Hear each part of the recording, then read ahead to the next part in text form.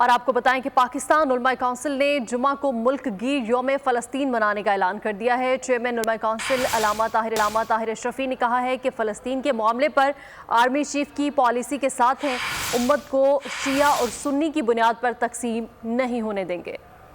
غزہ پر اسرائیلی مظالم کے خلاف دنیا بھر میں آوازیں اٹھ رہی ہیں۔ اسلام آباد میں فلسطین کانفرنس سے خطاب میں چیئرمین پاکستان علماء کونسل علامہ طاہر اشرفی نے کہا کہ مسلم ممالک فکر کریں، آج فلسطینی بچوں کی باری ہے تو کل ہمارے بچوں کی باری ہوگی۔ ہم خاموش نہیں رہ سکتے، جو خاموش ہے ان سے کہنا چاہتے ہیں کہ اپنی خاموشی کو توڑیے، ایسا نہ ہو کہ آج فلسطین کا بچہ ہے کل تمہارا بچہ ہو۔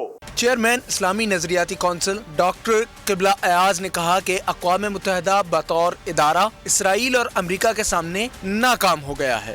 اقوام متحدہ کے نام سے کہ جس کا کام جارحیت کو روکنا، وہ ادارہ جس کا قیام اس مقصد کے لیے کیا گیا تھا کہ تنازعات کا حل کرے، وہ ادارہ آج اسرائیل کے سامنے اور اسرائیل کے سپورٹر امریکہ کے سامنے ناکام ہو گیا ہے۔ جماعت اسلامی کے سینیٹر مشتاق احمد نے کہا یہ ظلم امریکہ کروا رہا ہے، ایران کے علاوہ باقی مسلم ممالک محض تشویش ہی ظاہر کر رہے ہیں۔ پاکستان میں فلسطین کے ڈپٹی ہیڈ آف مشن بابر الترک نے کہا کہ فلسطین پر اسرائیل 1948 سے حملہ آور ہے مگر کوئی نہیں بولتا۔ Liberties in Gaza Strip to shifted and become refugees for the second time in their lives since 1948 to be refugees again in Egypt's borders۔ یکجہتی فلسطین کانفرنس میں شرکاء نے اسلامی ممالک سے القدس پروٹیکشن فورس کے قیام کا مطالبہ کیا۔